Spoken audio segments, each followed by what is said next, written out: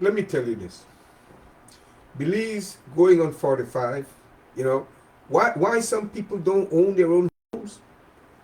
Look, Belize going on 45 years old, economic environment, that is, since our 1981 independence, is heavily dependent on energy costs. Yeah, as you will recall, Premier Price took us to independence, so he became our first prime minister. For 20 years, from 79 to 98, both Price and Esquivel um, governed one in, one out. Price 79 to 84, Esquivel 84 to 89, Price 89 to 93, and back to Esquivel 93 to 98. To my mind, Esquivel got voted out because he couldn't manage the economy. He kept hollering that the IMF was breathing down his neck, forcing him to tighten Belize's economic belt. In essence, he became overwhelmed with the glass half empty view, having retrenched almost 1,800 public officers in December of 1985. This is after American James Carville, strategist under President Clinton, coined the phrase, "It's the economy, stupid," in 1992. Obviously, that refrain got into the ears of Said Musa, who cooked into manifesto promises, promising 10,000 new homes and 15,000 new jobs, which is how the PUP won in 98.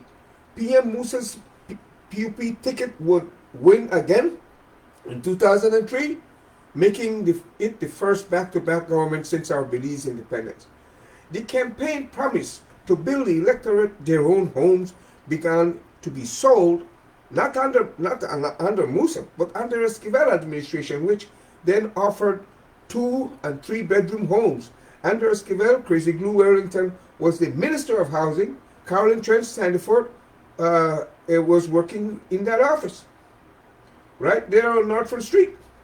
When Musa came into office in 98, he was really creative. He revolutionized the Belize economy by privatizing the utilities such as BEL, BWS, and BTL. However, both he and Fonseca were running too fast and loose, which led to a series of riots, particularly during his second term, which began in 2003. The entitlement class comprised almost half of the Belizean electorate, given we suffer from the trappings of colonialism, wherein the British didn't teach people self-help and self-sufficiency. Instead, it rationed people everything, including cornmeal and clim. This same entitlement class saw their funeral coming from the time Musa began privatizing, when they could no longer have government ministers stop the utility company from cutting their electricity supply, for unpaid bills. Now let's cut it to the chase. A Belize independence baby, could be hitting menopause anytime now. For menopause worms its way into a human being system, particularly women between ages 45 and 55. How many of them own their own homes? Which to my mind is needed for basic survival. How many of them can afford to feed and educate, say, a family of between 4 and 6 children? How many of them can afford to stop working when they'll be sent home, some of them at 55?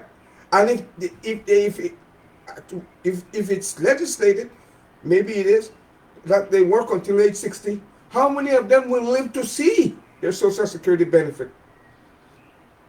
The best case scenario is for Belize to have government leadership with integrity.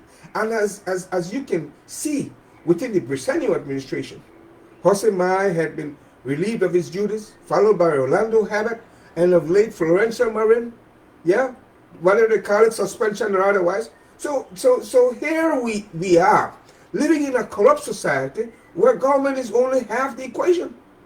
The people comprise the other half.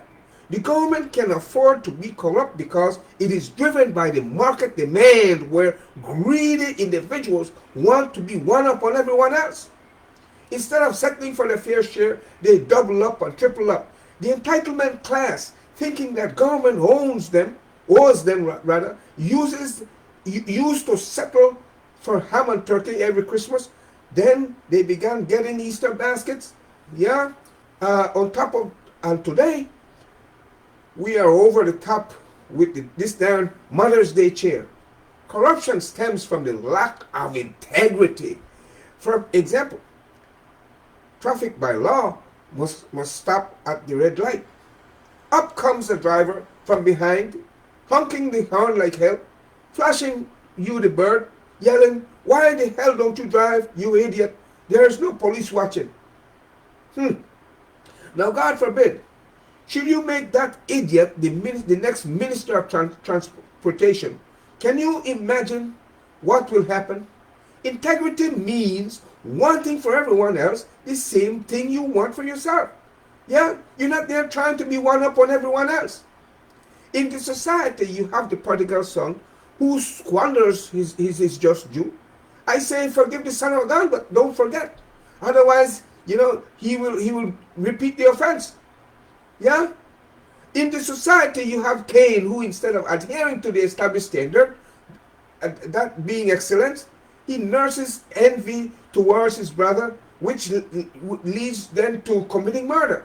On the other hand, you have a whole lot of people working to get theirs the hard way, honest way, with integrity. They only want government to do its job. It was elected to do that which it was elected to do. Politicians come electioneering, promising to build you a home by age 30, which is hope realistic. Affordable and free education for your children, again, hope realistic. However, when it comes to energy, you are mostly on your own based on the choices that you make. Whether you choose to drive, walk, or ride your bicycle. If you are there hanging your hat above your head, above your reach, yeah, what do you expect?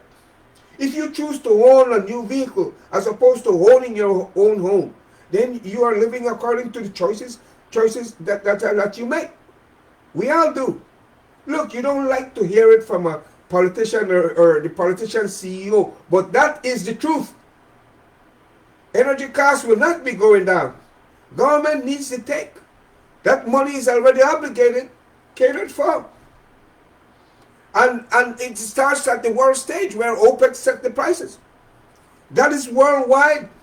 And given the situation in the world with wars happening, i.e. in Iran and the United States, between them two, look, that is something you can't control. So you can only control the things that you can control. Your take-home pay, yeah, is one of them. Work within your means. Be realistic. So again, you choosing to whether to drive, walk, or ride, your bicycle. Look, if you are there hanging your hat above your reach, what do you expect?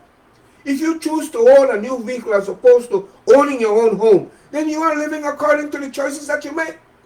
We all have to do that.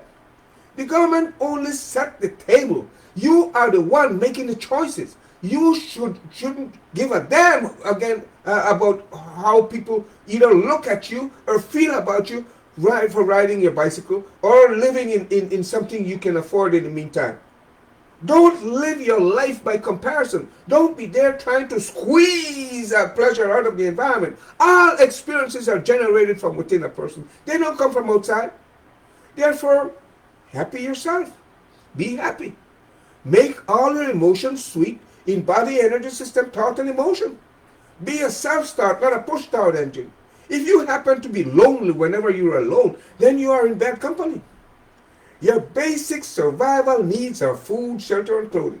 If anyone is looking through your garbage to see whether you're eating ramen or pork chops, then that person is quite idle. Idle like crazy. If you only have 2 suits, one to wash and one to wear, what do you care?